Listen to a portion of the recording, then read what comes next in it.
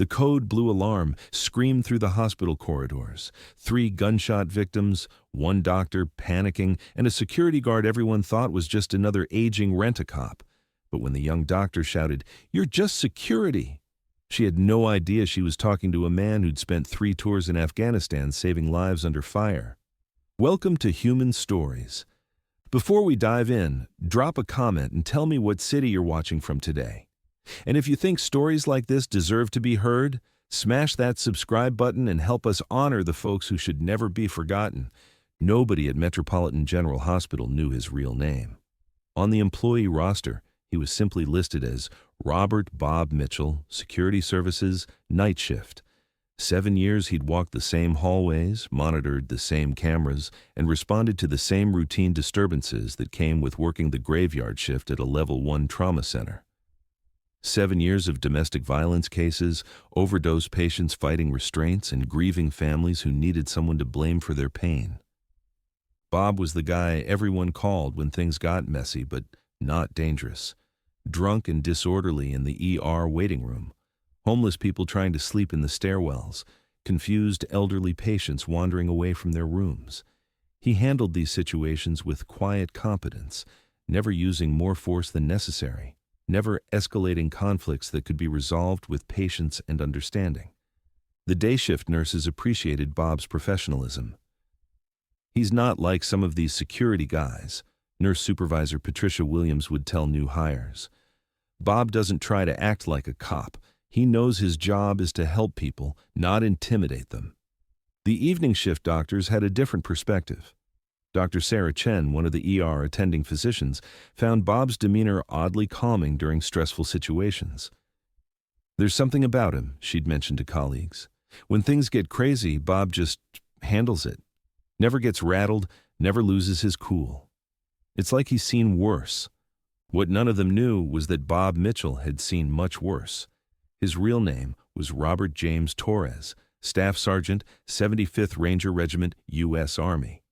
3 combat deployments in Afghanistan, 2 in Iraq, and more firefights than he cared to remember.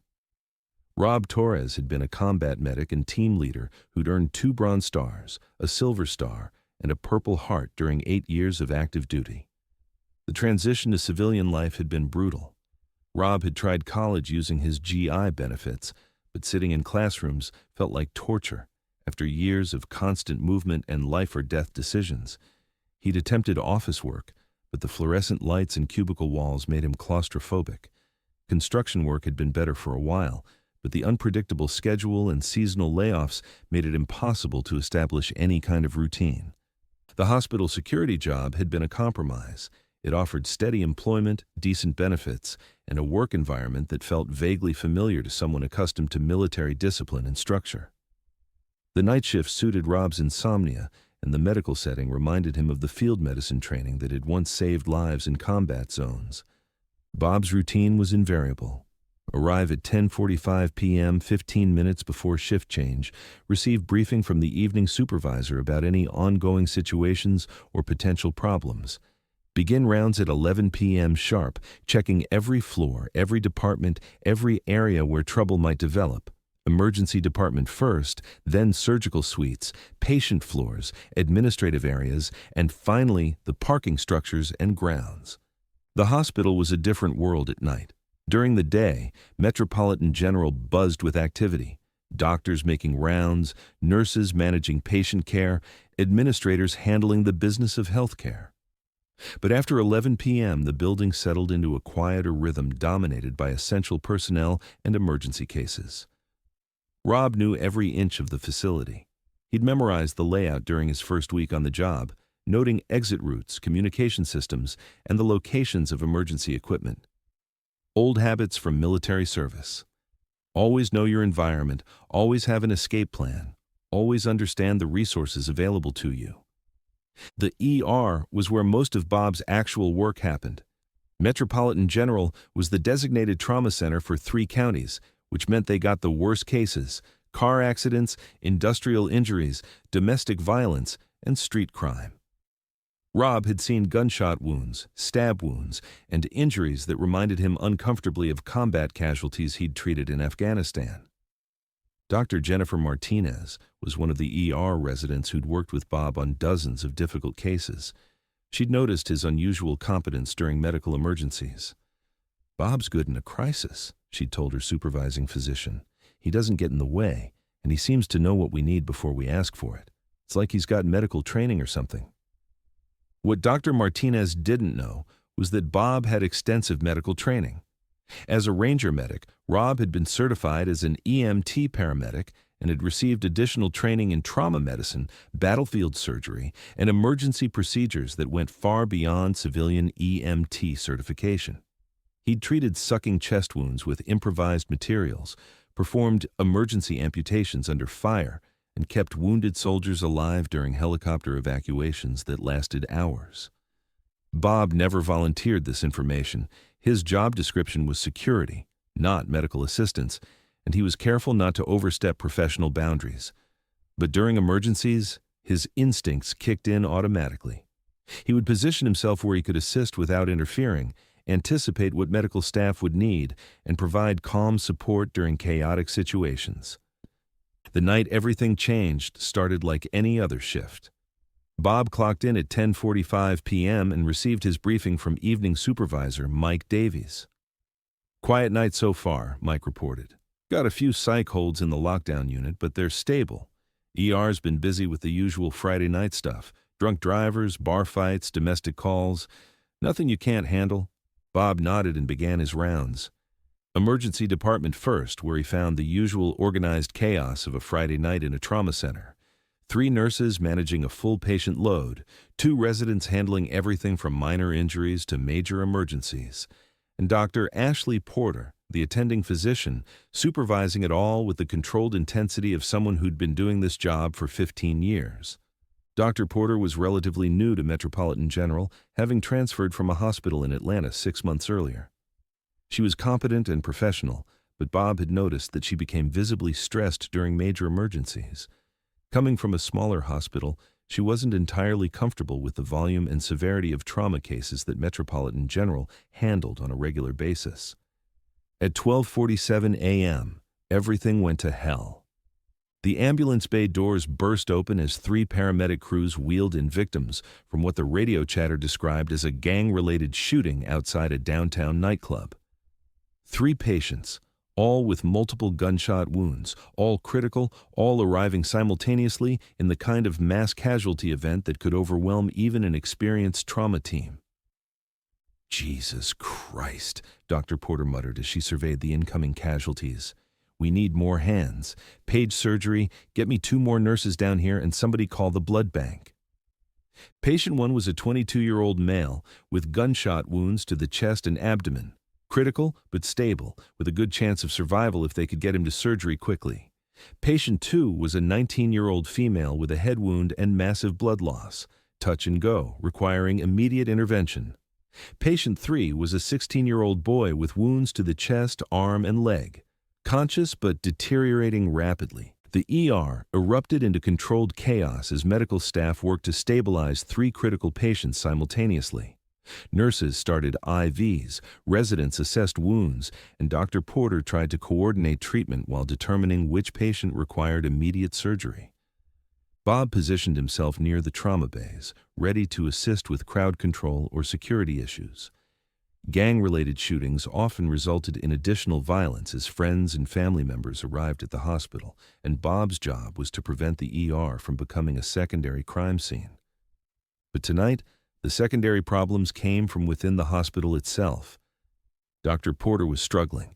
The volume and severity of the injuries had overwhelmed her ability to coordinate treatment effectively. She was competent with individual trauma cases, but managing 3 critical patients simultaneously required experience and decision-making skills that she hadn't fully developed. "I need more blood for patient 2, she called out, but the nurse was already maxed out managing IVs for patient 1. "Doctor, patient 3's pressure is dropping," resident Dr. Martinez reported, but Dr. Porter was focused on the head wound of patient 2 and didn't immediately respond. Bob watched the situation deteriorating. He'd seen this before in military field hospitals. Too many casualties, too few hands, and inexperienced leadership making decisions under extreme pressure. People died in situations like this not because their injuries were untreatable, but because resources weren't being managed effectively. "We need to intubate patient 2 immediately," Dr. Porter announced, but she was looking at the wrong patient. Patient 2 needed blood volume replacement before airway management. Patient 3 needed the immediate intubation. Bob stepped forward, intending to quietly point out the error, but Dr. Porter was already stressed beyond her comfort zone. When she saw a security guard approaching during a medical emergency, she snapped. "Get back!" she shouted. "This is a medical emergency. You're just security. We don't need you getting in the way right now." The words hung in the air like a physical blow. The entire ER went quiet for just a moment, despite the ongoing medical emergency. Nurses stopped what they were doing. Residents looked up from their patients. Even the paramedics who were preparing to leave paused to see what would happen next. Bob stood there for exactly 3 seconds, processing Dr. Porter's words and making a decision that would change everything. He could retreat to his security duties and watch these kids die from preventable complications. Or he could break every hospital protocol and do what he'd been trained to do 8 years ago in a very different kind of emergency room. "Ma'am," Bob said quietly, his voice carrying a tone of authority that nobody at Metropolitan General had ever heard from him. "With respect, patient 3 needs immediate intubation. Patient 2 needs blood volume replacement before airway management, and patient 1 needs to be in surgery in the next 5 minutes, or we're going to lose him." Dr. Porter stared at Bob like he'd started speaking in a foreign language. "Excuse me? You're a security guard. You don't give medical advice in my ER." Bob looked around the trauma bay, noting the positions of the patients, the status of ongoing treatments, and the growing panic in Dr. Porter's eyes. He'd been in this exact situation before, in a field hospital outside Kandahar, when an inexperienced army doctor had frozen during a mass casualty event. The difference was that in Afghanistan, rank didn't matter when lives were on the line.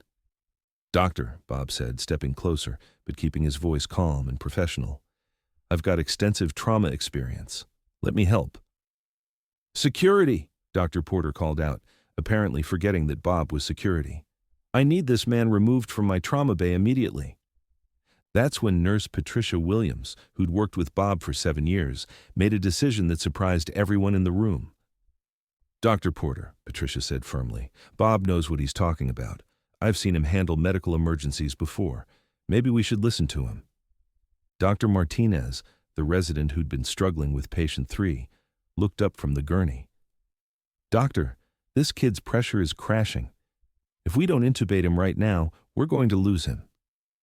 Bob could see that Dr. Porter was paralyzed by indecision and overwhelmed by the chaos around her. This was the moment when leadership either stepped up or stepped aside. In combat, Bob had learned to recognize when someone wasn't capable of making life-or-death decisions under pressure. "Doctor," Bob said, moving to patient 3's bedside, "I'm going to assist Dr. Martinez with this intubation. You focus on patient 2's blood volume. Nurse Williams, call surgery and tell them patient 1 needs an OR immediately." For a split second, Bob thought Dr. Porter was going to physically try to stop him, but then she saw something in his movement, something in the way he positioned himself at the patient's head and began preparing for the intubation procedure. Something that looked like professional medical competence. "Who the hell are you?" Dr. Porter whispered. Bob didn't answer immediately. He was focused on the 16-year-old boy whose life was measured in seconds. "Dr. Martinez, I need you to hand me the laryngoscope. On my count, we're going to establish airway control." Dr. Martinez had worked enough emergency situations to recognize competence when she saw it. She handed Bob the equipment without question, noting the professional way he handled the instruments and positioned the patient. Bob performed the intubation with the efficiency of someone who'd done the same procedure hundreds of times under much worse conditions. The tube went in smoothly, ventilation was established, and patient 3's oxygen saturation began improving immediately. "Jesus," Dr. Martinez muttered. "Where did you learn to do that?" Bob was already moving to patient 2, where Dr. Porter was still struggling with treatment decisions. "Doctor, this patient needs 2 units of O-negative immediately, followed by saline volume replacement. The head wound looks worse than it is. Most of the bleeding is from a scalp laceration, not intracranial pressure. Dr. Porter looked at Bob like she was seeing him for the first time. How do you know that? Because I've seen this exact injury pattern before, Bob replied, gently examining the patient's head wound. Scalp lacerations bleed like crazy, but they're rarely life-threatening. What's killing her is blood loss, not brain trauma. Bob's assessment proved correct. Once patient 2 received blood volume replacement, her vital signs stabilized dramatically. The head wound, while dramatic-looking, was indeed a minor scalp laceration that required stitches, but not emergency surgery. Patient 1 was already on his way to surgery, where trauma surgeons would repair the gunshot wounds to his chest and abdomen. Bob's quick triage decisions had prioritized the patients correctly, ensuring that each received appropriate treatment in the proper sequence. As the immediate crisis passed and the trauma bay returned to something approaching normal operation, Dr. Porter pulled Bob aside for a conversation that was long overdue. "I owe you an apology," she began, "and an explanation for what just happened here." Bob shook his head. "No apology necessary, Doctor. You were dealing with a difficult situation." "No," Dr. Porter insisted. "I was panicking, and I took it out on you. But more importantly, you just demonstrated medical knowledge that goes way beyond security training. Who are you really?" Bob hesitated, then made a decision he'd been avoiding for 7 years. "Staff Sergeant Robert Torres, 75th Ranger Regiment, combat medic, 3 tours in Afghanistan, 2 in Iraq." Dr. Porter's expression shifted from confusion to understanding. "You're a military medic." "Was," Bob corrected. "Now I'm hospital security." "Why?" Dr. Porter asked. "With your training and experience, you could be working as a paramedic, an ER tech, maybe even pursuing advanced medical education. Why are you working security?"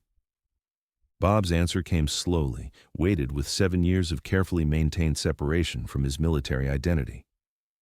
"Because Robert Torres couldn't handle civilian medicine. Too many reminders, too many triggers. Bob Mitchell, the security guard, was easier." Dr. Porter nodded with understanding. She'd worked with enough military veterans to recognize the signs of someone struggling with the transition from combat medicine to civilian health care. "Well, Bob," she said, "or Robert, or whatever you want to be called, you saved 3 lives tonight. That kid would have died if you hadn't intubated him when you did." Word of Bob's actions spread quickly through the hospital. Within a week, everyone from the chief of staff to the housekeeping crew knew that the quiet security guard was actually a decorated combat veteran with extensive medical training. Hospital Administrator Margaret Foster called Bob into her office 3 days after the incident. "Mr. Mitchell," she began, "I've been reviewing your personnel file, and I think we need to have a conversation about your career path here at Metropolitan General." Bob expected to be disciplined for overstepping his authority during the emergency. Instead, Foster offered him opportunities he'd never imagined. "We'd like to offer you a position as an emergency medical technician in our ER," Foster explained. "The pay is better, the work is more suited to your background, and frankly, we need people with your experience and competence." Bob was quiet for a long moment. "Ma'am, I appreciate the offer, but I'm not sure I'm ready for that kind of responsibility." Foster studied Bob's face, seeing the conflict between his obvious competence and his reluctance to embrace his medical background. "What if we started gradually? Keep your security position, but add medical training duties. Help with emergency situations when needed. Assist with training new staff, maybe work with our trauma team on crisis management protocols." The compromise appealed to Bob. It would allow him to use his medical skills without fully committing to a return to healthcare as a primary career. More importantly, it would let him help people in a way that honored his military service without forcing him to confront all the trauma that came with his combat experience. 6 months later, Bob Mitchell had become one of Metropolitan General's most valued employees. He'd helped develop new emergency response protocols, trained security and medical staff in crisis management, and had personally assisted with dozens of emergency cases. Dr. Porter, who'd initially dismissed him as just security, had become one of Bob's strongest advocates. She'd learned from their first encounter and had grown into a more confident emergency physician with Bob's mentorship and support. Bob taught me something important, Dr. Porter would tell medical students during their ER rotations. Never assume you know who someone is based on their job title or appearance. That quiet security guard might be the most qualified person in the room. Bob had also begun working with the hospital's veteran outreach program, helping other military veterans transition to healthcare careers. His story had become an example of how military medical training could be successfully adapted to civilian healthcare settings. The 3 gunshot victims from that Friday night had all survived. Patient 1 made a full recovery after surgery. Patient 2 required only minor treatment for her scalp laceration.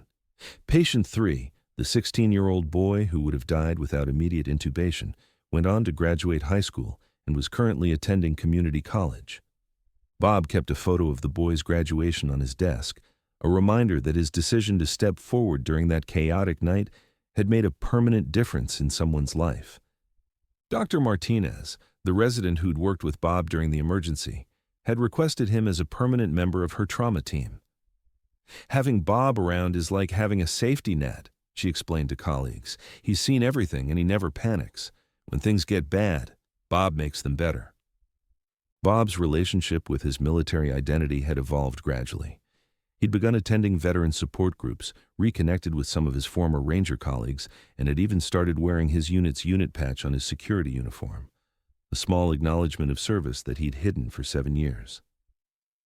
The hospital had also changed in response to Bob's influence. New protocols recognized that employees might have skills and experience beyond their job descriptions. Security personnel were encouraged to share relevant backgrounds, and the hospital had developed partnerships with veteran organizations to recruit military medics for healthcare positions. Bob's story had been featured in the hospital newsletter and local media, not as a feel-good human interest piece, but as an example of how military veterans could contribute to civilian healthcare in ways that benefited everyone. People see the uniform and think they know who you are, Bob would tell veteran groups during his outreach presentations. But sometimes the uniform doesn't tell the whole story. Sometimes the person wearing it has experiences and skills that could make a difference if given the chance. The night shift at Metropolitan General was quieter now, but Bob Mitchell was no longer invisible. He'd found a way to honor both his military service and his civilian career, using his combat medical experience to save lives in a very different kind of battlefield. And when new security guards started working at the hospital, they learned quickly that Bob Mitchell wasn't just another aging rent-a-cop. He was a decorated combat veteran, a skilled medical technician, and living proof that heroes don't always look like what you expect them to look like. Dr. Porter often reflected on that chaotic Friday night when everything changed. "I learned not to judge people by their job titles," she would say. "That security guard I dismissed turned out to be exactly the person we needed in our worst moment. Sometimes help comes from the most unexpected places." Bob's transformation from hidden veteran to valued team member had taken 7 years to begin and 6 months to complete. But the impact of his decision to step forward during that medical emergency would last for the rest of his career and for the lives of every patient he would help save in the years to come. The hospital where Bob worked was safer, more prepared, and more effective because a combat medic had found a way to serve again, even when he'd thought that part of his life was over forever.